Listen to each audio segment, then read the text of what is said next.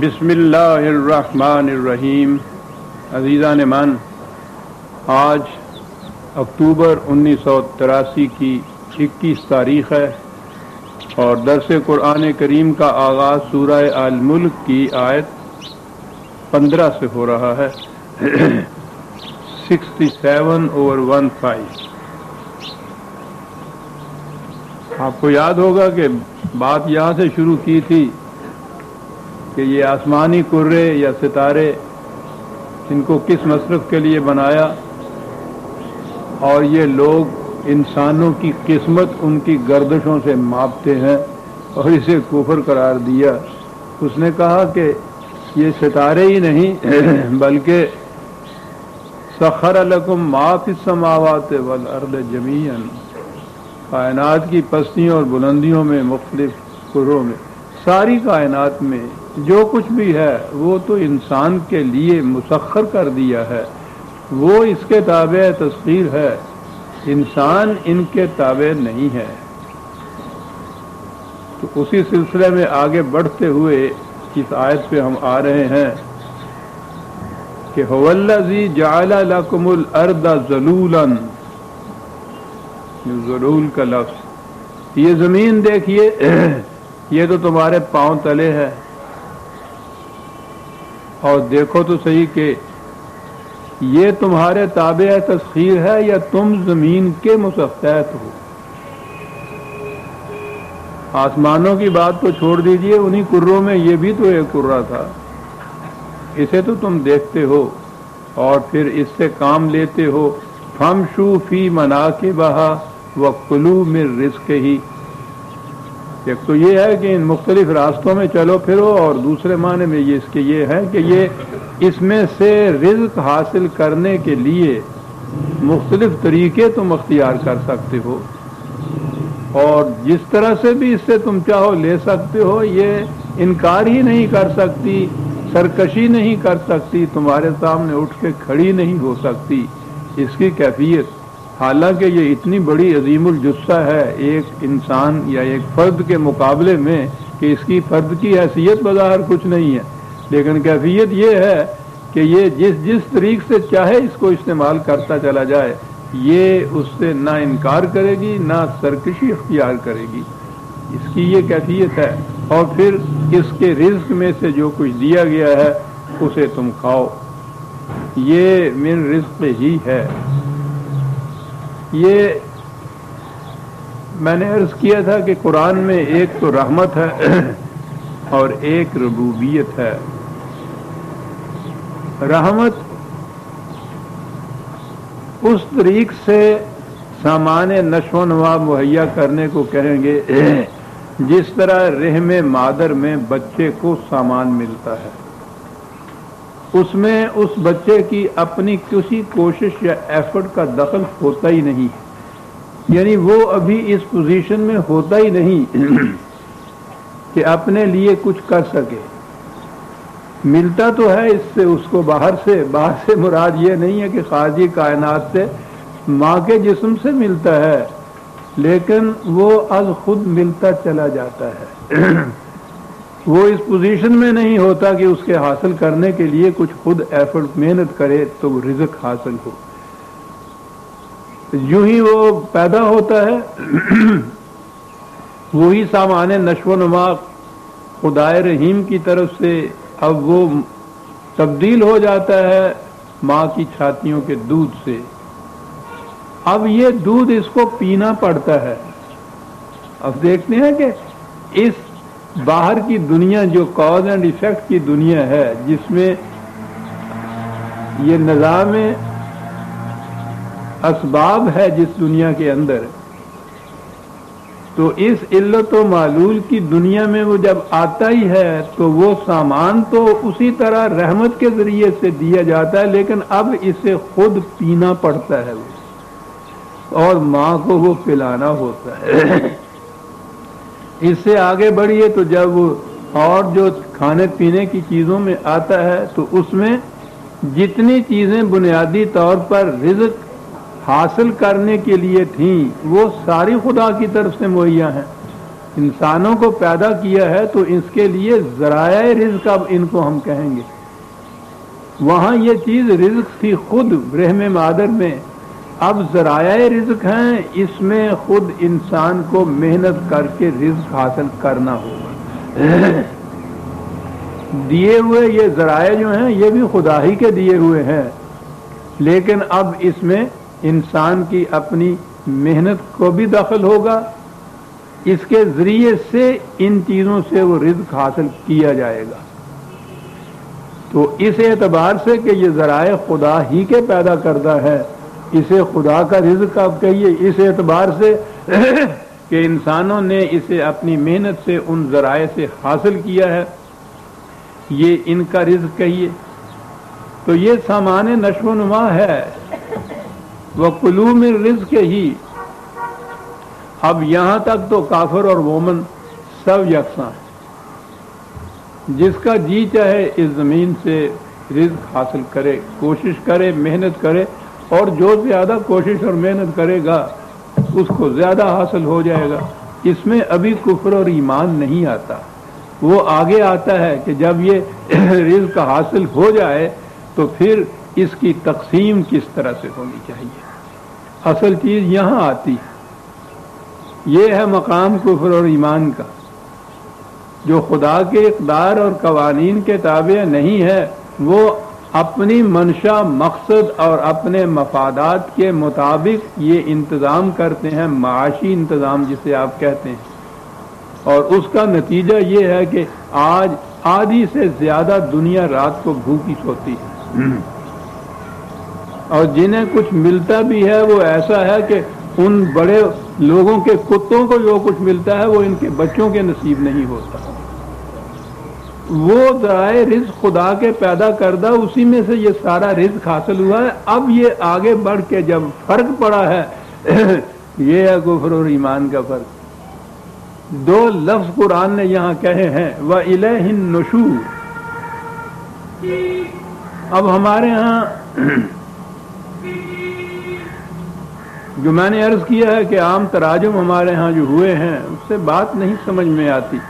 ترجمہ جو بھی لکھیں گے آپ کہیں، اس کے بعد کہیں گے پہلے یہ دیکھیے کہ اس نے زمین کو تمہارے تابع فرمان بنایا، مختلف طریقے اختیار کرو اور اس میں سے رزق حاصل کرو. اب رزق حاصل کرنے کے بعد اس اگلی آیت کا ترجمہ کیا جاتا کہ پھر مرنے کے بعد تم نے اسی کی طرف جانا ہے. یہ تو حقیقت ہے، جانا ہے، لیکن یہاں وہ اس کا ربط نہیں ہے. نشور کے معنی جو ہیں یہ مرنے کے بعد اس کی طرف جانا یہ کیا ہے، تو یہ ربط نہیں ملتا. رزق حاصل کرنے تک تو آ گئے، میں نے جیسا عرض کیا ہے کافر اور مومن سب آئے. اب آگے ایک فرق پیدا کر رہا ہے. نشور، نشر، یہ پھیلانے کو کہتے ہیں. وسط دینا، یہ آپ ناشر کتابوں کا ہوتا ہے. نشر و اشاعت ہمارے ہاں لفظ استعمال ہوتا ہے. منشور پھیلائی ہوئی چیز کو کہتے ہیں. اس کے معنی پھیلانا، وسط دینا، اور اس انداز سے دینا ہے جیسے کسی درخت پہ خزاں آ جائے اور اس کے بعد نئے پتے نکل کے جو اور پھیلیں شاخیں، ان کو بھی وہ نشور کہتے تھے عربی زبان میں. تو اب یہ جو اب رزق کا پھیلانا جو ہے یہاں بات آ گئی. الہ النشور، اب یہ خدا کے قوانین و اقدار کے مطابق پھیلایا جائے گا. کیا ربط ہے؟ زمین اس کی پیدا کی ہوئی ہے، انسانوں کی نہیں کی ہوئی. اسے اس کے تابع فرمان بنا دیا ہے کہ وہ سرکشی نہیں کر سکتی اس کے خلاف. بڑی چیز. یہاں سے سامان ربوبیت لینا ہے، انسان نے محنت کرنے سے کر کے اس میں سے رزق حاصل کرنا ہے.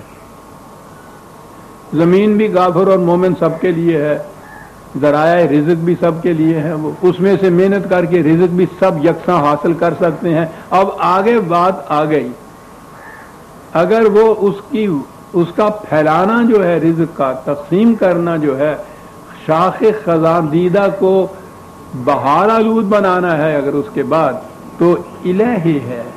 یہ خدا کی طرف رجوع کر کے وہاں سے یہ رہنمائی حاصل کرو تو اس طریق سے پھیلاؤ، یہ ہو جائے گا. تو یہ سارا رزق آپ کا رزق حلال ہوگا، یہ اسلامی نظام ہوگا. اور اگر وہ انسانوں کی اپنی مرضی اور اپنے مفاد کے مطابق ہوگا تو یہ کفر ہو جائے گا. اگر چیز ہے الہ النشور کی.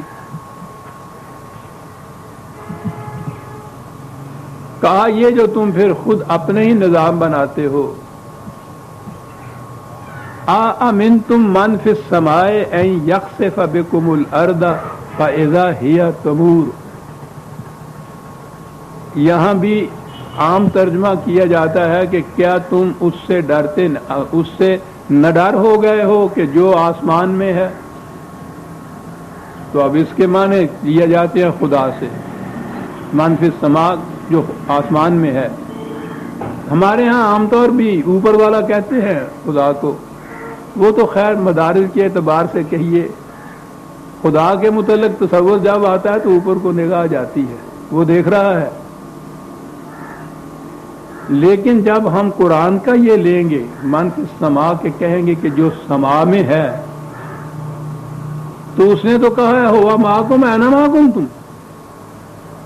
وہ تو ہر مقام پہ ہر جگہ ہے, جہاں تم ہو وہاں وہ ہے. تو اب اس کے متعلق یہ کہنا کہ وہ آسمانوں پر ہے, وہ تو الہ السماء بھی ہے الہ الارض بھی ہے, زمین پہ بھی ہے آسمان پہ بھی ہے. زمین اور آسمان کیا اس کی طرف تو اسپیس یا مکان کی نسبت ہی نہیں کی جا سکتی کہ وہ کہاں ہے اور کہاں نہیں ہے. کہاں کا سوال تو مادی چیز کے لیے ہوتا ہے کہ وہ ایک وقت میں ایک ہی جگہ ہو سکتی ہے. تو خدا تو ان تمام ہمارے تصورات سے بلند و بالا ہے. اس لیے یہ بات نہیں کہ وہ آسمانوں پہ ہے یا وہ عرش پر بیٹھا ہوا ہے اور عرش آسمانوں کے اوپر ہے. وہ آپ کو یاد ہوگا پہاڑی بکروں کے سینگوں کے اوپر جو روایت آتی ہے. تو وہ یہ چیز نہیں کہ خدا سما میں بیٹھا ہوا ہے, اس سے کہا گیا کہ اس سے ڈرو, بلکہ سما قرآن کریم کی روح سے خدا کی طرف سے جو قوانین نازل ہوتے ہیں اس کے لیے نازل ہونے کا جو لفظ اس نے کہا ہے وہ بلندیوں سے نیچے کی طرف آنے کی بات ہوتی ہے. نزول جسے کہتے ہیں آپ. خواہ وہ قوانین خداوندی فطرت کے ہوں, وہ بھی خدا ہی کے نازل کردہ ہیں, خواہ وہ انسانی دنیا کے لیے ہوں جو وحی کی روح سے انبیاء کو دیے گئے علیہ السلام, اور اب آخری مرتبہ وہ قرآن کے اندر محفوظ ہیں. تو یہ جو قوانین ہیں یہ انسانوں کے پیدا کردہ نہیں ہیں. نازل ہونے کی جہت سے اس میں یہ ہے کہ یہ اوپر سے تمہیں دیے جاتے. تصور صرف اتنا ہی ہے اس میں اوپر سے دینے کا کہ تمہارے اپنے پیدا کردہ نہیں ہے انسانوں کی دنیا کے, خدا کی طرف سے یہ دیے جاتے ہیں. تو یہ جو ہے من فی السماء کے متعلق کیا تم اس سے خائف ہو گئے. بات یہی ہے کہ قوانین خداوندی کی خلاف ورزی کرنے سے جو تباہیاں اور بربادیاں آتی ہیں کیا اس سے تم نڈر ہو گئے ہو کہ ذرائع رزق جو ہم نے پہلا لفظ جو ہے الحمدللہ کا وہ رب العالمین ہے, ربوبیت عالمینی ہے. جس تقسیم رزق کے اندر طبقات کی تقسیم آ جائے گی اور عالمینیت نہیں رہے گی, وہ رزق رب کا نہیں رہے گا, انسانوں کا ہو جائے گا, وہ کفر ہو جائے گا, وہ اسلام نہیں رہے گا.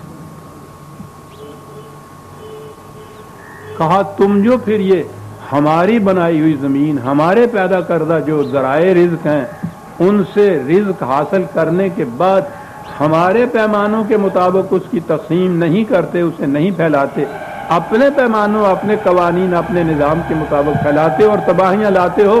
تم نڈر ہو گئے ہو اس چیز سے.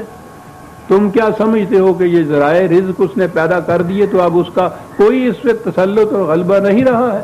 کہا سوچو تو صحیح, اگر وہ زمین کو ایسا کر دے کہ وہ بنجر ہو جائے ساری کی ساری, اس میں کسی چیز کے پیدا کرنے کی صلاحیت نہ رہے, کون سا دوسرا خدا لے گا ہو جائے اس کو زمین کو پھر پیداوار کے قابل بنا دے. ہم نے پیدا کیا اور ایسا پیدا کیا کہ اس میں کھیتی اگنے کا رزق پیدا کرنے کی صلاحیت اس کے اندر ہم نے رکھ دی ہے, اور اگر اس صلاحیت کو سلب کر لیا جائے تو اس صلاحیت سے فائدہ اٹھانا جو ہے یہ تو انسان کے علم کی بات ہے, امپروو کرنا بھی اس کے علم کی بات ہے. لیکن وہ جو بنیادی طور پر اس میں صلاحیت یہ رکھ دی گئی ہے کہ وہ یہ رزق پیدا کرے گی، یہ تو کوئی انسان نہیں پیدا کر سکتا، یہ ایک چیز مکینیکلی یہ نہیں ہو سکتا۔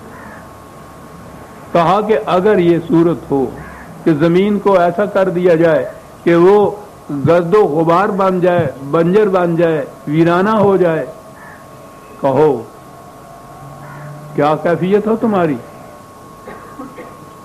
تصور میں بھی نہیں جا سکتے ہم۔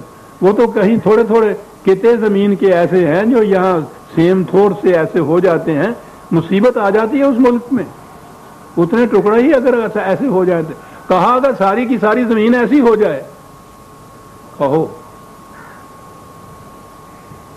یعنی قرآن کا اسلوب عجیب و غریب ہے، وہ محسوس چیزوں سے تشبیہات کے ذریعے سے بات واضح کرتا ہے اور اس کو پھر لے جاتا ہے انسانوں کی دنیا کی طرف۔ یہ ہے خدا۔ ام امنتم من فی السماء ان یرسل علیکم حاصبا فستعلمون کیف نذیر۔ ہاں سوچو تو صحیح، کس امن میں تم اس عرض کے اوپر ہو، کتنے کتنے بڑے عظیم کرے اوپر گردش میں ہیں، آرام سے تم بیٹھے ہو، اطمینان سے ہو۔ اگر ان کروں میں وہ کرے ٹکڑے ٹکڑے ہو جائیں یا ان کروں سے زمین پر پتھر برسنے شروع ہو جائیں، کہاں سر چھپاؤ گے تم؟ زمین کے بنجر بننے سے تو بھوک سے مرو گے، کچھ دن تو زندہ رہ سکو گے، اور اگر کہیں کسی وقت اس ساری زمین کے اوپر سے پتھروں کی بوچھار شروع ہو جائے تو وہ تو 2 منٹ کے اندر ختم ہو سکتی ہے انسان کو۔ یہ رزق بھی دیا اور یہ امن بھی دیا تمہیں، تو اس سے تم اندازہ نہیں لگاتے کہ یہ کنٹرول کرنے والی کوئی اور ہستی ہے ان چیزوں کے، اور وہ ایسی ہستی ہے کہ اس کا انسانوں کے ساتھ یہ تعلق ربوبیت اور رحمت کا ہے کہ اس نے یہ کچھ بنایا ہے تو پھر اس کے بعد یہ کچھ نہیں ہوتا، اس لیے تم امن میں بھی رہتے ہو، تمہیں رزق بھی میسر رہتا ہے۔ تو کیا اس سے پھر یہ چیز فَسَتَعْلَمُونَ کیا بنے، وہی بات نظیر کی کہ یہ جو انہیں کہا گیا ہے نا کہ اب یہ جو کچھ حاصل ہو اس کائنات سے، اس کی تقسیم، اس کی نشر و شاید جسے کہیں گے، اس کو وسعت دینا، اس کا پھیلانا جو ہوگا وہ خدا ہی کے قانون اور قوانین اور اقدار کے مطابق تم کرو، پھر تم امن میں رہو گے اس کی طرف سے۔ اگر ایسا نہ کرو گے تو یہ ٹھیک ہے، زمین بھی تمہاری بنجر نہیں بنے گی، آسمان سے پتھر بھی نہیں برسیں گے، لیکن یہ جو غلط تقسیم کا نظام تمہارے ہاں ہوگا وہ ایسی تباہی لائے گا جو ان دونوں تباہیوں سے زیادہ خوفناک اور خطرناک ہوگی۔ فَسَتَعْلَمُونَ كَيْفَ نَذِيرٌ، تو اس سے تمہیں معلوم ہو جائے گا کہ وہ جو وارننگ دی جاتی تھی، وہ جو کہا جاتا تھا کہ اس غلط نظام کے نتائج جو ہیں وہ بڑے تباہ کن ہوں گے اور تم اس کا مذاق اڑایا کرتے تھے، تم یقین نہیں کیا کرتے تھے، عنقریب پتہ چل جائے گا، آہستہ آہستہ یہ چیز تمہارے سامنے آ جائے گی کہ غلط نظام کا نتیجہ کیا ہوتا ہے۔ ہمارے ہاں تو اس وقت بھی ساری دنیا جہنم بنی ہوئی ہے، ہم تو اپنے بسم اللہ کے گنبد سے باہر ہی نہیں نکلتے، ہمیں معلوم نہیں ہے کہ سارا یورپ، ساری امریکہ جو ہم سے اتنی آگے ہیں قومیں، غلط نظام زندگی کے ہاتھوں کس طرح سے اس وقت واویلا کر رہی ہیں، کچھ سمجھ میں ان کے نہیں آتی۔ فراوانی کی یہ کیفیت ہے کہ وہ ساری دنیا کو ایڈز دے رہے ہیں۔ اپنی حالت یہ ہے کہ بڑے سے لے کے چھوٹا تھا کوئی بھی ایک دن آرام کی زندگی بسر نہیں کر سکتا۔ غلط نظام، طبی قوتیں جو ہیں ان کے اوپر تو انہوں نے کنٹرول حاصل کیا ہے فطرت کی، یہاں تک ٹھیک ہے۔ یہ جو اگلی چیز تھی نا الہ النشور، یہاں آ کے وہ مس کر انہوں نے یہ چیز بھی اپنے ہی نظام کے تابع رزق پہ کنٹرول رکھا اور ہر چیز پہ کنٹرول اپنے مفاد کے مطابق۔ یعنی ہم تو خیر کسی شمار میں ہی نہیں ہیں، جن کو سپر پاورز آپ کہہ رہے ہیں نا، وہ ایک دوسرے سے اس قدر ڈر اور کانپ رہی ہیں کہ وہ لرزاں اور ترساں ہیں اپنے اپنی جگہ بیٹھے ہوئے. ساری ان کی انرجیز، ان کی قوت، ان کی فکر اس میں صرف ہوتی ہے کہ اس قوت نے، فلاں پاور نے اگر اس قسم کی ڈیوائس ایجاد کر لی تو ہم کیا کریں گے. پھر اس کی مدافعت کے لیے، اس کی پریونشن کے لیے وہ لگ جاتے ہیں. ادھر والا یہ کہہ رہا ہے کہ اگر وہ اس نے میزائل ایسا بنا دیا کہ ماسکو سے چھوڑا نیو یارک میں پہنچ گیا تو اس سے بچنے کی صورت کیا ہوگی. وہ کہتے ہیں آسمان کے اوپر ستارہ ایک بھیجتے ہیں، وہ پتہ، یعنی ساری فکری اس میں صرف ہو رہی ہے، تمام انرجیز اس میں صرف ہو رہی ہیں. انسانوں کے ہاتھوں، انسانوں کو جو امن نصیب نہیں ہے اس میں ہے. اب یہ سوچو جو کہا قرآن نے، امن تم، کیا تم امن میں آ جاتے ہو؟ اس سے آ سکتے ہو امن میں کہ نظام جو ہے وہ غلط ہو، اس کے بعد کیا پھر تم امن میں رہ سکتے ہو؟ کیا لفظ قرآن کا ہے. ایک انڈیویجول بھی اس وقت دنیا کے اندر امن میں نہیں ہے. اور اس نے نظام خداوندی کی بنیادی خصوصیت بتائی، لا خوف علیہم ولا هم یحزنون. خوف کوئی نہیں ہوگا، اس سے امن ہوگا. دل گرفتگی جو ہے، پریشانیاں، یہ نہیں ہوگا، اطمینان ہوگا اس نظام کی. الہ النشور اگر ہوگا تو اس کا نتیجہ یہ ہوگا، وَلَقَدْ كَذَّبَ الَّذِينَ مِن قَبْلِهِمْ فَكَيْفَ كَانَ نَكِيرِ. تاریخ میں پھر قرآن مظاہر فطرت کے بعد تاریخ کو شہادت میں پیش کیا کرتا ہے. کہا پہلے اقوام سابقہ کی تاریخ پہ غور کرو، جس نے غلط نظام اس قسم کا بنایا پھر دیکھو کہ اس کا انجام کیا ہوا. کہا کہ اور دیکھنا چاہتے ہو کہ ہمارا کنٹرول جو ہے، ہمارے قوانین میں کتنی بڑی قوت ہے. اولم یراؤ الی الطیر فوقہم صافات و یقبض. ان پرندوں کو ذرا دیکھو تو صحیح. پرندوں میں ایک تو خیر چھوٹی چھوٹی سی چڑیا ہی کہہ لیجیے، اگرچہ وزن ان کا بھی ہوا سے زیادہ ہوتا ہے. اس چڑیا کے وزن کی کوئی چیز یوں اوپر کو اچھالیے تو وہ اسی وقت زمین کے اوپر آ جائے گی، وہ وہاں ٹھہر ہی نہیں سکتی. اور اگر گدے اور یہ چیلے جو ہے ان کا تو وزن آپ سے کتنا ہوتا ہے. ہر وہ چیز جو مساوی الحجم ہوا سے زیادہ بھاری ہوگی وہ نیچے گرے گی. کہا یہ اتنے بڑے پرندے دیکھ رہے ہو کہ اس ہوا کے اندر، فضا کے اندر کس طرح سے تیرتے ہوئے چلے جاتے ہیں. پروں کو پھیلاتے ہیں، پروں کو سمٹاتے ہیں. یہ عجیب بات ہے یہ سمٹانے کی. ان کی نگاہ ان عربوں کی بھی عجیب قوم، میں نے عرض کیا نا کہ عجیب زبان ان کی ہے. یہ جو یوں چلتے ہیں وہ ایک رفتار سے چلتے ہیں. جب دیکھا ہوگا آپ نے، جب انہوں نے تیز اڑنا ہوتا ہے تو وہ پھڑپھڑانا جسے کہتے ہیں، وہ پروں کو سکیڑتے ہیں، پھیلاتے ہیں، سکیڑتے ہیں، پھیلاتے ہیں. تیزی آتی ہے اس سے. اور ہر وہ چیز جس میں تحرک پیدا کرنا ہوتا ہے اس کا طریقہ یہ ہوتا ہے کہ پہلے یوں کیجئے پھر یوں چھوڑیے تو اور تیزی سے آگے چلتا ہے. یہ جو تکان میں گردش خون ذرا مسلز میں کم ہو جاتی ہے نا، کہ مٹھیاں پر ہوندے ہوندے نا اون کر کے، وہ یہی ہوتا ہے. کوئی چیز وہ دبا کے چھوڑی جائے تو اس میں تیزی آ جاتی ہے، اس کی رفتار اور اس کی حرکت کے اندر. یہ عرب، یہ لفظ تو تھا، یہ قاف بیز واز قبضہ کے معنی تھا، سمیٹنا، گرفت میں لینا، یوں مٹھی میں پکڑنا. وہ اس کے معنی لیتے تھے پرواز میں تیزی پیدا ہو جانا. وہ یہاں تک پہنچے ہوئے تھے. اسی لفظ کے معنی ہے عربی زبان میں.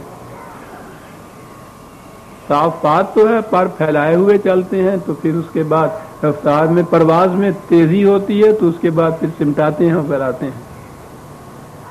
تو کہا کہ یہ وما یمسکہن الا الرحمن.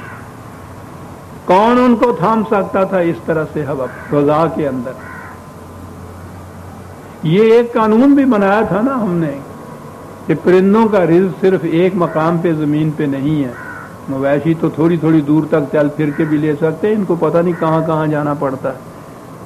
اور یہ جو مہاجر پرندے ہوتے ہیں ان کو تو موسم کے بدلنے کے اوپر 3-3 4-4 5-5 ہزار میل کے فاصلے کے اوپر جانا پڑتا ہے دوسری جگہ.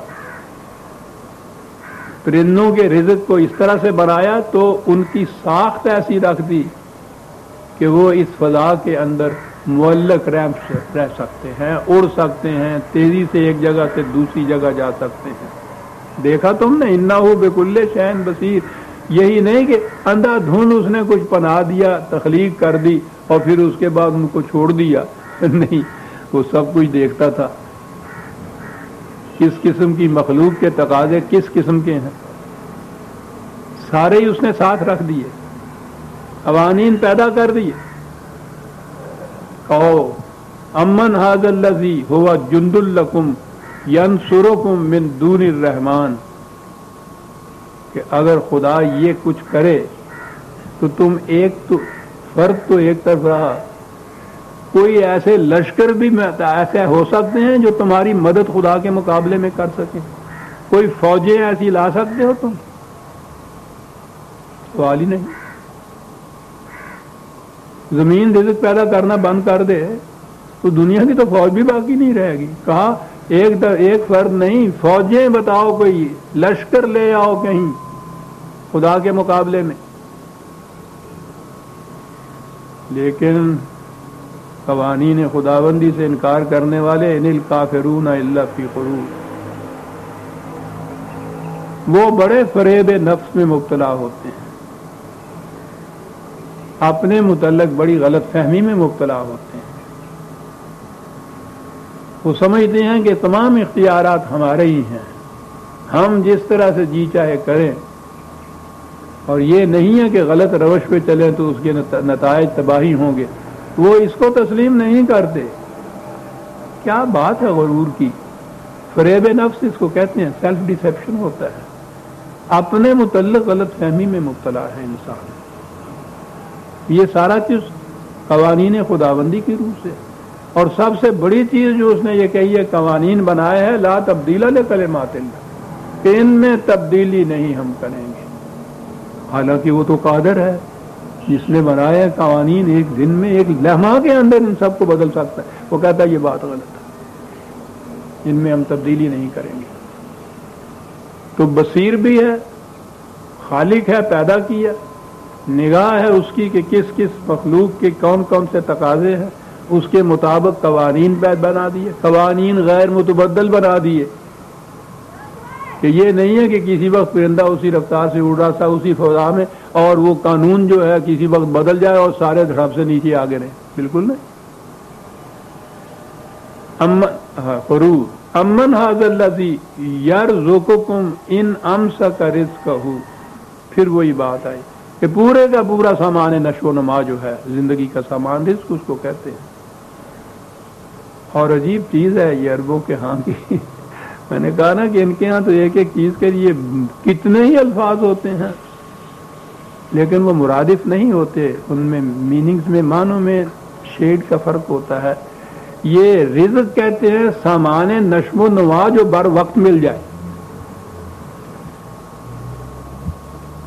کیا بات تھی ان کی زبان کی، بر وقت ملنا بھی ضروری ہے اس کے لیے۔ پاس ازاں کے من نہ معلوم بچے کار خواہی آمد، میں بھوک سے مر جاؤں تو تیرے رزق کو کیا کروں گا میں۔ کہا کہ اگر وہ روک لے اس رزق کو، نہ آنے دے تمہارے ہاں، کیا کر لو؟ بل لجو فی عتو والنفور، کہا کتنے سمجھ بوجھ کی باتیں ہم جو کر رہے ہیں، ریزن کے مطابق کر رہے ہیں، آرگومنٹ دے رہے ہیں، دلائل دے رہے ہیں، مشاہدات فطرت ان کے سامنے ہیں، اپنی آنکھوں سے دیکھ رہے ہیں، لیکن کیفیت ان کی یہ ہے اس کے باوجود کہ وہ اپنے جذبات کی رو میں موج در موج بہے چلے جا رہے ہیں، بہے چلے جا رہے ہیں۔ بہت اچھا۔ افمن یمشی مکبا علی وجہہ اہدی ام من یمشی سویا علی صراط مستقیم، کہا آپ دو قسم کے لوگ ہوں گے،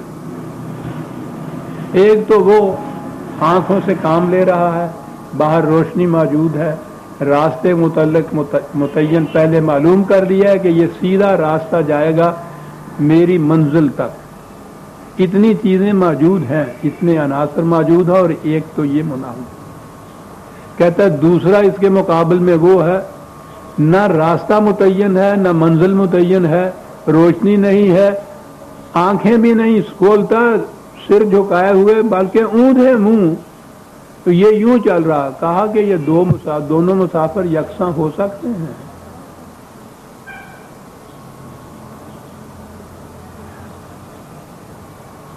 اب یہ جو چیز تھی کہ یہ آنکھیں کھول کر چلنے والا، یہ منزل مقصود تک پہنچے گا.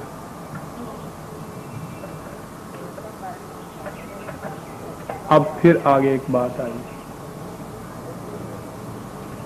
اور وہ یہ کہا کہ یہ جو آنکھیں کھول کر چلنے کی بات تھی، صرف آنکھ ہی نہیں، وہ تو سی ہے نا عقل و فکر سے کام لینا، حواس کے ذریعے سے کام لینا، دل کے یا دماغ کے ذریعے سے فیصلہ کرنا، یہ ہے نا جو سوچ سمجھ کے چلنے والا ہے.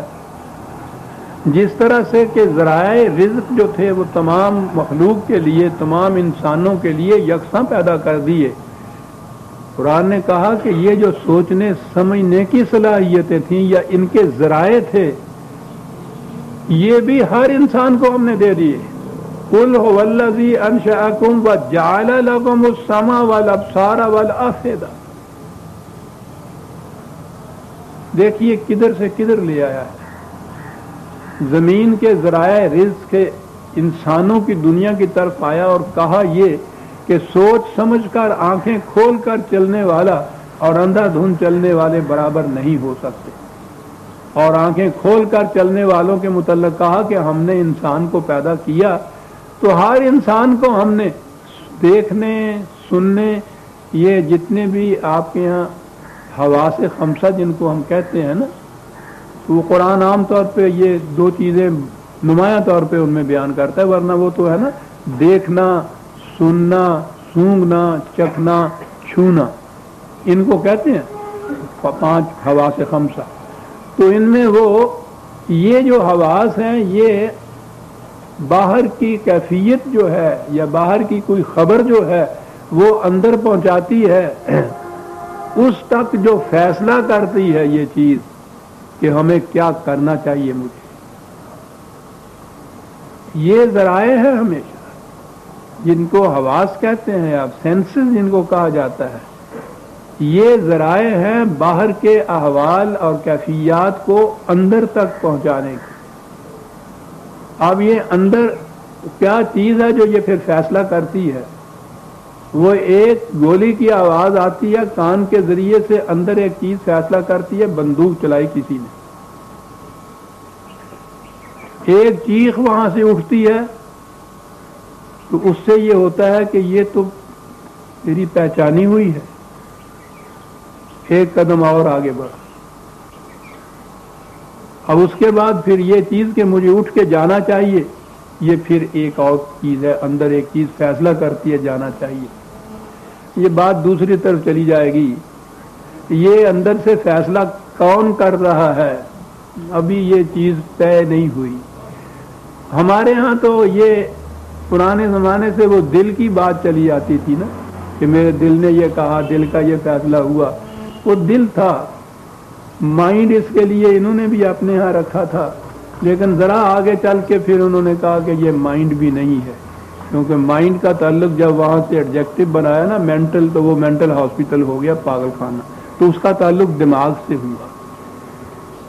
دماغ ہے، دل ہے، کچھ ہے. قرآن قلب بھی اس کو کہتا ہے اور فؤاد بھی کہتا ہے. اندر وہ صلاحیت جو باہر کی خبروں سے کسی نتیجے پہ پہنچتی. کہا یہ چیزیں انسان کو ہم نے پیدا کیا تو یہ چیزیں دے دی ہر بچے کو پیدائش کے ساتھ ہی. وہ جیسے ذرائع رزق دے دیے تھے یہ بھی دے دیا. اب آگے جس طرح سے کہ ان ذرائع رزق سے حاصل کردہ رزق کے متعلق ہے کہ وہ کیسے استعمال کیا جاتا ہے. سوال یہی ہے کہ یہ جو تمہاری صلاحیتیں ہیں علم حاصل کرنے کی، انہیں کس طرح سے تم استعمال کرتے ہو، کس مصرف میں لاتے ہو، کس مقصد کے لیے استعمال کرتے ہو. قلیلم ما تشکرون، بہت تھوڑے انسان ہیں جو ان کا صحیح استعمال کرتے ہیں. نہ رزق کی صحیح تقسیم ہوتی ہے، نہ علم یا ذرائع علم کا مصرف صحیح ہوتا ہے، بہت کم۔ کہا قل هو الذی ذرأکم فی الارض وإلیہ تحشرون، ان سے کہو کہ زمین میں تمہیں اس نے پیدا کیا، ساری زمین پہ، ساری دنیا پہ تم پھیل گئے، اتنی آبادیاں وسیع ہو گئی، پھیلے ہوئے ہو۔ ٹھیک ہے، پھیلے ہوئے ہو تو بظاہر ایسا ہے کہ مثلا ہمارے پاکستان کے کسی گاؤں کا ایک فرد، افریقہ کے کسی گاؤں کا ایک حبشی، دونوں میں کوئی کسی قسم کا نسبت نہیں، تعلق نہیں، واسطہ نہیں، بظاہر کوئی شے نہیں۔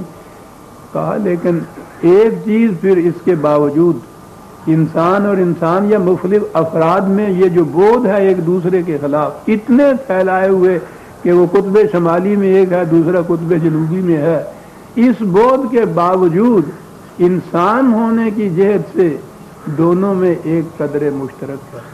جس طرح سے یہ فطرت کے قوانین دونوں پہ یکساں طور پر لاگو ہوتے ہیں، ہوا پر دار و مدار ہے زندگی کا اس شخص کے بھی اور اس شخص کی، پانی پر دار و مدار ہے زندگی کا اس کے بھی اور اس کے بھی۔ اب دیکھتے ہیں دونوں کے اندر جیسے لاسلکی ایک ہوتی ہے، وائرلیس ہوتی ہے دونوں کی، اسے پیاس لگتی ہے وہ بھی پانی کی طرف جاتا ہے، اسے پیاس لگتی ہے یہ بھی پانی کی طرف جاتا ہے۔ کہا یہ چیز قدر مشترک کیا ہے انسانوں کے اندر؟ کہا اسی طرح سے یہ جو فزیکل لاز یا یہ طبی زندگی سے متعلق قوانین ہیں، انسان کی انسانی زندگی کے متعلق بھی قوانین ہیں، اور وہ یہ ہے کہ ظالم کی کھیتی پنپ نہیں سکتی۔ جیسے پانی کے بغیر زندہ نہیں رہ سکتا قانون ہے، ظالم کی کھیتی پنپ نہیں سکتی قانون ہے، اور دنیا کے تمام انسانوں کے اوپر یہ قانون جو ہے اس کا اطلاق ہوتا ہے۔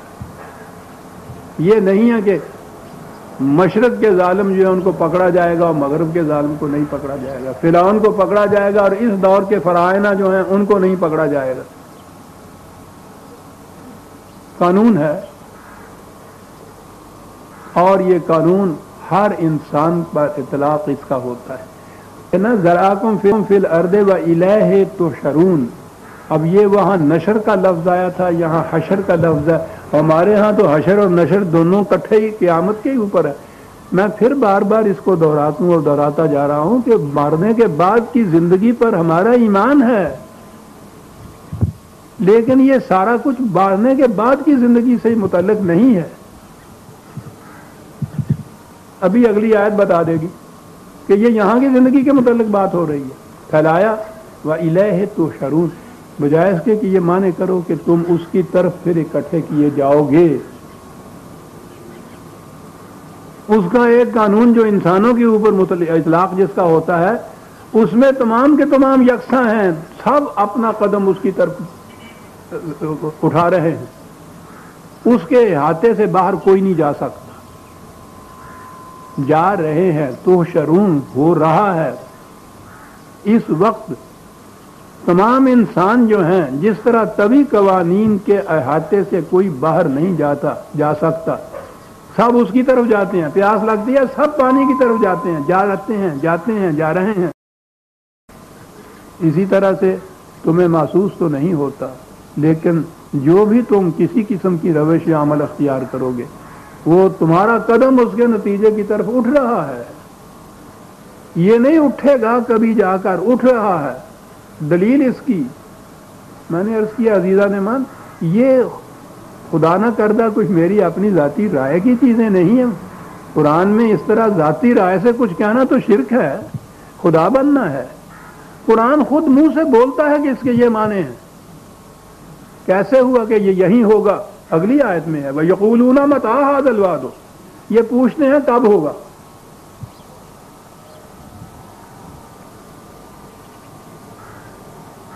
ان کنتم صادقین، کہتا کہ اگر تم سچے ہو اپنے اس دعوے میں کہ ظالم کی کھیتی پنپ نہیں سکتی، تو بتاؤ ظالم تو پنپ رہا ہے، تم پھر بھی کہے جا رہے ہو کہ نہیں یہ صحیح بات ہے۔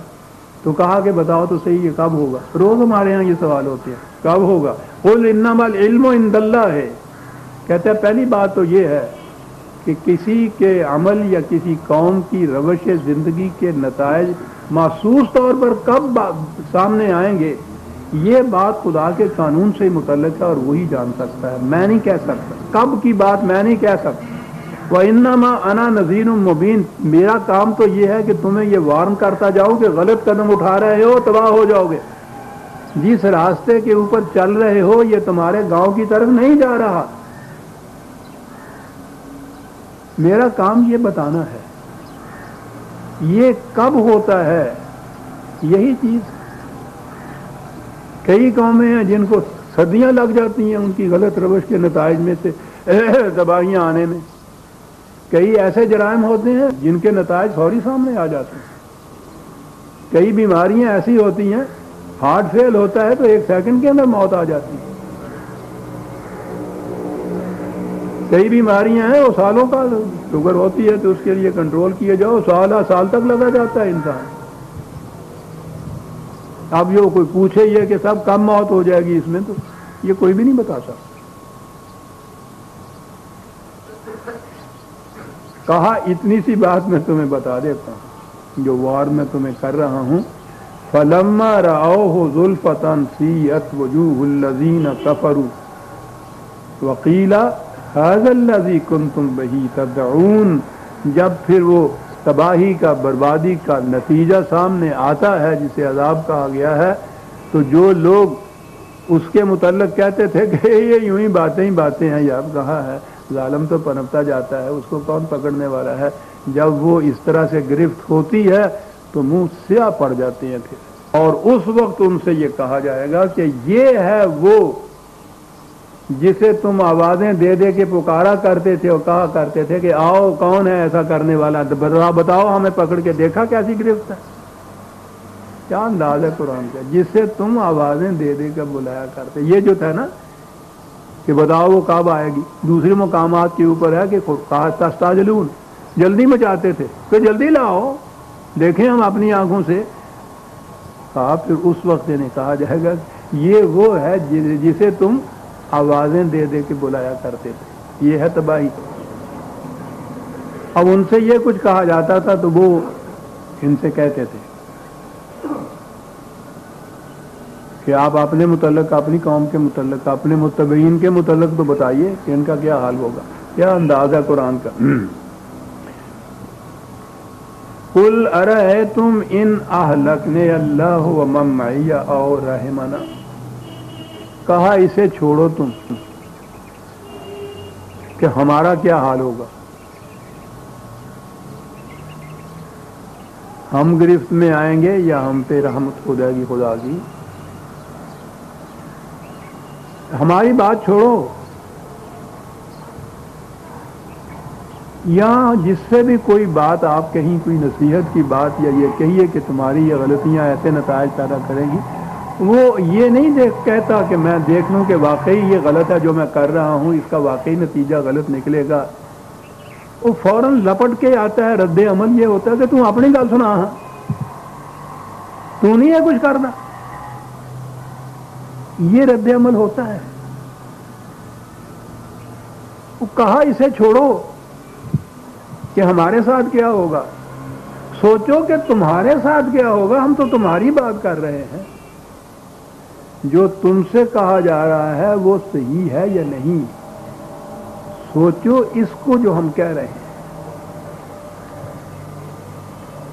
افمن یجیر الکافرین من عذاب الیم، سوچو یہ کہ جو ان قوانین کی صداقت سے انکار کرتے ہیں، جب ان کے نتائج غلط روش کے سامنے آئیں گے تو سوچو یہ کہ وہ کون ہے جو تمہیں بچا لے گا اس سے،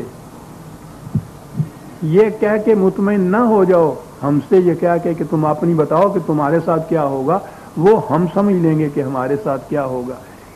کتنا عجیب انداز ہے قرآن کا، وہ بحث میں نہیں الجھتا، مناظرے نہیں کرتا اس کے بعد کہ شروع ہو جائے، وہ کہتا ہے کہ ہماری تو چھوڑ دیجیے، تم سے جو کہا جا رہا ہے اس کے اوپر غور کرو کہ وہ صحیح ہے یا نہیں، اور اگر وہ صحیح ہے تو اس کا انجام، تمہارا انجام کیا ہوگا تم اپنے متعلق ہو، ہماری بات چھوڑ دو۔ جہاں تک ہمارا تعلق ہے قل هو الرحمن آمنا به وعلیہ توکلنا. ہماری سنتے ہم تو اس خدائے رحمان پر ایمان لاتے.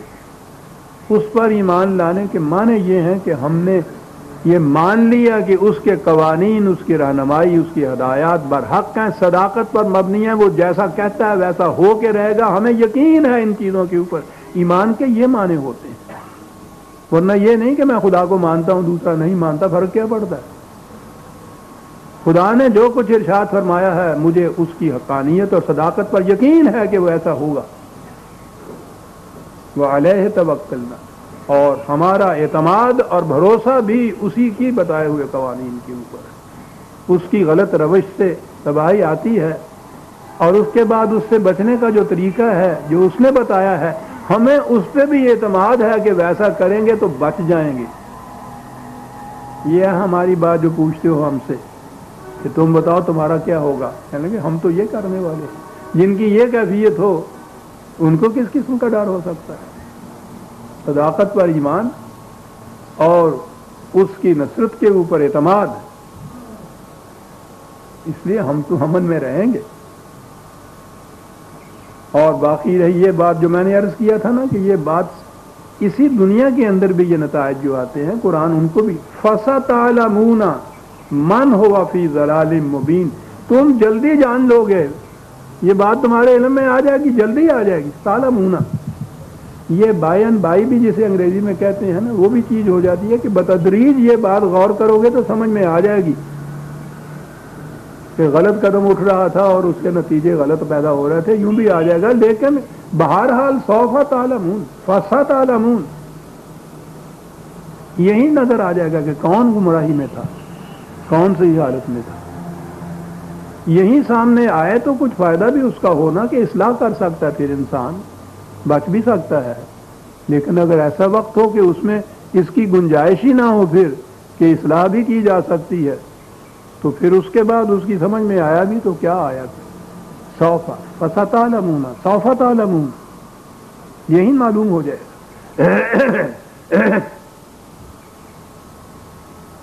قل ارائیتم، پھر وہی بات آ گئی. قل ارائیتم ان اصبح ماؤکم غورا فمن یاتیکم بماء معین. رزق کی بات پہلے کہی تھی زمین کی، کہا اس سے نیچے اتریے، پانی کو دیکھو. جعلنا من الماء کل شیء حی، قرآن نے کہا زندگی کا مدار پانی پر ہے. ہر شے کو زندہ پانی سے کیا ہے. اور اب بھی یہ جو اوپر کے کروں کے متعلق یہ تحقیق ہو رہی ہے نا سائنٹیفک کہ وہاں آبادیاں ہیں یا نہیں، تو اس کے لیے پہلی چیز یہ ہے کہ وہاں کی جو مٹی ہے دیکھیے کہ اس میں نم ہے کہ نہیں، نمی جسے کہتے ہیں. نمی اگر ہے تو اس کے معنی ہے کہ پانی ہے، اور جو پانی ہے تو پھر امکان ہے اس چیز کا کہ زندگی ہوگی. 1300 سال پہلے قرآن کا بتانے والا کہہ رہا ہے کہ جہاں پانی ہوگا وہاں زندگی ہوگی. صحراؤں میں بھی جہاں دور دور تک پانی نہیں ہوتا، کہیں کوا اڑتا ہوا نظر آ جائے تو وہ پہچانتے ہیں کہ ہاں یہاں کہیں ہے پانی. کیونکہ اگر وہ پانی نہ ملے اس کو تو وہاں کوئی جینے والی شے جو ہے، کوئی لیونگ جس کو آپ کہتے ہیں، وہ ہو ہی نہیں سکتی. کہا جس پانی پہ تمہاری زندگی کا مدار ہے، اور پھر وہ اولی مخاطب تو وہ عرب تھے جن کے صحراؤں میں دور دور تک کنواں نہیں ہو نکلتا تھا، ان کا تو مدار یہ چشموں کے اوپر تھا. کہا یہ چشمے کی کیفیت ہماری دیکھو کہ پانی کتنا نیچے ہوتا ہے تمہیں پتہ نہیں ہے، لیکن تمہاری زندگی کا مدار اس پہ ہے تو ہم نے اس میں صلاحیت رکھی ہے کہ وہ اوپر کو ابلتا ہوا چشمہ باہر آ جاتا ہے، پانی باہر آ جاتا ہے. کہا اگر ہمارا قانون یہ نہ ہو اور ہم یہ کہیں کہ وہ اوپر آنے کی بجائے نیچے چلا جائے، پانی تو ہو رہے گا، کیا کر لو گے پھر اس کے بعد؟ نیچے ہی دھستا چلا جائے پانی. چشمے کا پانی کیا, کنویں کے پانی جو ہیں گرمیوں میں ایسے علاقے جو ہمارے ہیں جہاں بہت گہرائی میں جا کے پانی ملتا ہے, گرمی میں ان کا پانی اتنا نیچے چلا جاتا ہے دسترس سے باہر ہو جاتا ہے, اور چشمہ تو خشک ہو جاتا ہے. خشک چشمہ ہو جائے تو کوئی قوت ایسی ہے ہی نہیں جو پانی جاری کر دے اس سے. اور پھر عربوں کے یہاں صحراؤں کے اندر وہ تو غنیمت تھا جہاں کہیں پانی نکل آتا تھا, زندگی وہی تھی ان کے یہاں کی, جنت اسی کو کہتے تھے. اس لیے قرآن نے جہاں بھی جنت کا ذکر کیا ہے بہتا ہوا پانی اس کے ساتھ کہا ہے. بڑی چیز تھی ان کے یہاں, ہم اس کی قدر نہیں جان سکتے. ایسی تو ٹوٹی مروڑی سے پانی آ گیا کہا بتاؤ. یہ جو چیزیں ہیں نا قرآن کریم میں کہ اس رزق کے حصول میں, زندگی کو برقرار رکھنے میں بنیادی چیزیں کیا ہیں جن کے اوپر ان کا دار و مدار ہے, اس میں خدا کی پیدا کردہ کیا چیز ہے اور انسان اس میں جو کچھ کرتا ہے اس کی کیا کیفیت ہے. یہ چند منٹ ہے.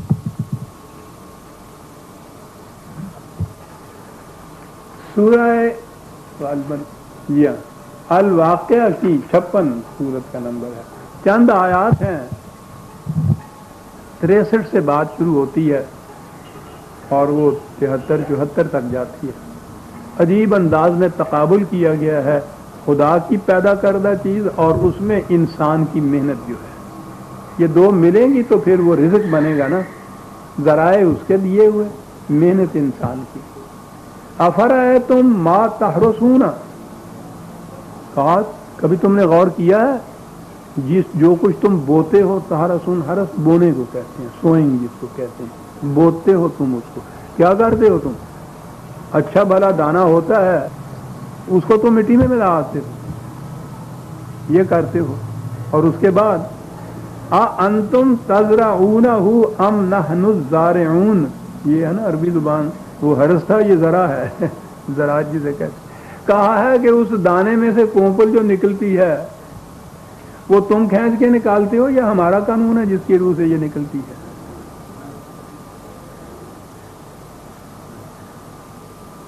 کیسی وہ مثالیں دیتا ہے, بدیہی چیزیں جس سے انکار نہیں کیا جا سکتا. کہو کتنا حصہ تمہارا, تم تو بوتے ہو, ٹھیک ہے, زمین تیار کی تم نے, ہل چلایا, اس میں کھاد ڈالی, نرم کیا مٹی کو, پھر بو دیا دانا, ٹھیک ہے, یہاں تک تمہاری محنت ہے. یہ بتاؤ کہ اس دانے کو جو کونپل میں تبدیل کرنا ہے یا پلانٹ میں یا پودے میں تبدیل کرنا ہے تم کرتے ہو یا یہ جو ہے نا کہ ہم کرتے ہیں ہمارے قانون کے مطابق ہے. لو نشاء لجعلناہ حطاما فظلتم تفکہون انا لمغرمون بل نحن محرومون. کہا کہ اگر یہ نہ قانون ہمارا ہو, یہ بھی ہو سکتا ہے کہ وہ یا تو وہ دانے سے اگے ہی کچھ نہ, اگ کے اگر وہ پودا بھی بنتا ہے جل بھن کے تباہ ہو جائے. اس صورت میں وہ ایک ایک دانے سے 700 دانے تو ایک طرف رہو, تم کہو کہ ہم نے جو بیج ڈالا تھا ہمیں تو اس کی بھی چٹی پڑ گئی. یہ لفظ یہ ہے, بیج بھی گیا. یہ کہو کہ اگر وہ ہمارا قانون ساتھ نہ دے اس کے تمہاری محنت کے, تو تنہا تمہاری محنت کیا کر لے. افرأیتم الماء الذی تشربون, یہ پانی جس کو تم پیتے ہو, جس پہ زندگی کا دار و مدار ہے. اانتم انزلتموہ من المزن ام نحن المنزلون, بنیاد تو پانی کی بارش کے اوپر ہے, مقطر پانی پینے کے قابل کشید کیا ہوا. کہا کہ یہ سارا نظام جو ہے یہ پانی کا ٹھیک ہے, چشموں سے تم لے بھی جاتے ہو, کنواں بھی کھود لیتے ہو, نالیاں بنا لیتے ہو, نہریں بھی کھود لیتے ہو, یہ ٹھیک بات ہے سب کچھ, لیکن وہ جو اصل ہے پانی کی وہ کس کا ہے پیدا کیا ہوا؟ یہ تو تمہارا انتظام ہے سارا, جتنا تمہاری کوششیں اس کے انتظام کے لیے ہیں. پیدا تو تم نہیں کرتے, ہم پیدا کرتے. اور پھر تمہاری کھیتی کے لیے, اس کے بغیر کھیتی نہیں تمہاری اگ سکتی. اور پھر پانی بھی ایسا, لو نشاء جعلناہ اجاجا فلولا تشکرون, اگر وہ سارا پانی سمندر کے پانی کی طرح کھاری ہو, نہ پی سکو نہ کھیتی اگ سکے. کہا ہمارے اس واٹر ورکس کے اوپر کبھی تم نے غور کیا ہے؟ سمندر جیسا کھاری پانی کے ایک گھونٹ نہیں پی سکتا، اس میں سے کس طرح سے ہماری سورج کی کرنیں سارے نمکیات اس میں چھوڑ دیتی ہے، کھارا پن، اور اس میں سے کشید کیا ہوا پانی اوپر اٹھا کے لے جاتی ہے۔ بادلوں کے مشکیزیں بھرے جاتے ہیں، پھر یہ نہیں کہ وہ وہیں اپنا منہ کھول دیں اور سمندر پہ ہی ڈھیل دیں، پھر ہماری ہوائیں آتی ہیں، ان سقاؤں کو پھر یہاں سے وہاں تک لیے جاتی ہیں، سقا کا لفظ ہے، لیے جاتے ہیں جہاں اس کی ضرورت ہوتی ہے منہ کھل جاتا ہے، اور نہایت مقدر کشید کیا ہوا پانی وہ وہاں سے پلتا ہے۔ زائد ہوتا ہے تو پہاڑوں کی چوٹیوں پہ برف کی طرح سے ہم اس کو ریزروائر کے اندر محفوظ کر دیتے ہیں کہ گرمیوں میں کام آئے، تمہارے پگھلتی ہے برف تو چلتا ہے پانی سارا یہاں سے وہاں تک، اور راوی میں بھی آتا ہے۔ کہا یہ نظم و نسق تمہاری کوشش تو ٹھیک ہے، یہ جو بنیاد ہے یہ کس کی ہے؟ افرأیتم النار التی تورون، اور پھر آگ سے کتنا کام لیتے ہو تم؟ یہ درختوں کے، یہ آگ جو ہے لکڑی، یہ درختوں کی لکڑی تمہاری بنائی ہوئی ہے، ٹھیک ہے، اس سے تم مختلف قسم سے انداز سے تم اس سے آگ پر لیتے ہو، لیکن اس میں آگ کی صلاحیت جو ہے یہ کس کی پیدا کی ہوئی؟ لکڑی جلے تو اس میں سے آگ نکلے، بلکہ اس نے تو یہ کہا تھا کہ سبز ٹہنیوں میں سے کے اندر ہم نے جو وہ یہ آتش مضمر چھپائی ہوئی ہے، کبھی اس پہ بھی تم نے غور کیا ہے؟ سبز ٹہنیوں کے اندر انداز عجیب ہے۔ انتم انشأتم شجرتها ام نحن المنشئون، آگے ہے بات صاحب نحن جعلناها تذکرۃ، کہا یہ کاروبار اتنا ہوتا ہے تو پھر رزق پیدا ہوتا ہے۔ کہا تمہارا اور ہمارا مشترکہ تھا نا یہ معاملہ جو تھا، یہ بزنس، یہ کاروبار، تم نے کوشش کی، ہم نے وہ جو سامان تھا وہ مہیا کیا، ہے نا بات؟ تو تقاضا ہے نا دیانتداری کی، کاروباری کا، کہ پھر بانٹ لیا جائے اس کو، ہمارا حصہ ہمیں دے دیا جائے، تم اپنا حصہ لے لو، تم تو کوشش کے مطابق ہی حصہ لے سکو گے نا، انویسٹمنٹ ساری جو بنیادی ہے وہ تو ساری ہماری ہے۔ کیا بات ہے، جلنا تذکرہ، ہم نے یہ سب کچھ بیان کیا ہے کہ تمہیں سمجھائیں کہ معاملہ کیا ہے یہاں، ہمارا حصہ ہمارے حوالے کرو، جب تم دیانتدار ایماندار کاروباری ہو سکو گے، نہیں دو گے تو ہم آئندہ انویسٹ نہیں کریں گے۔ تیار کر رزق کس طرح سے تیار کرو گے؟ ایک لفظ میں بات آ گئی، ہمارا حصہ ہمیں دو۔ نے کہا کہ مولا آپ تو نہ ہمارے سامنے ہیں، نہ کھاتے ہیں، نہ پیتے ہیں، تو یہ آپ کا حصہ کہیں، کس کو دیں؟ کہا متاع للمقوین، بھوکوں کو جا کے دے دو، ہم تک پہنچ جائے گا۔ اور لفظ بھی آیا ہے متاع، متاع ہوتا ہے اتنا سامان جو مسافر اپنے ساتھ لے جائے، زائد نہ کمر پہ لاتا ہو،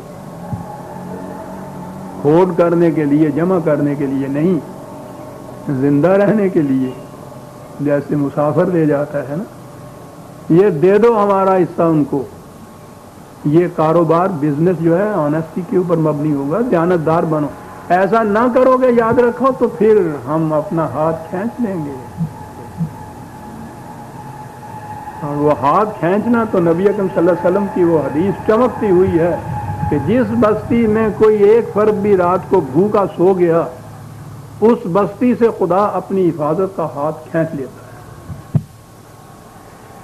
سورہ الملک آج ختم ہو گئی، آئندہ درس میں ہم سورہ القلم لیں گے، یعنی 68ویں سورت۔ ربنا تقبل منا انک انت السمیع العلیم۔ شکریہ۔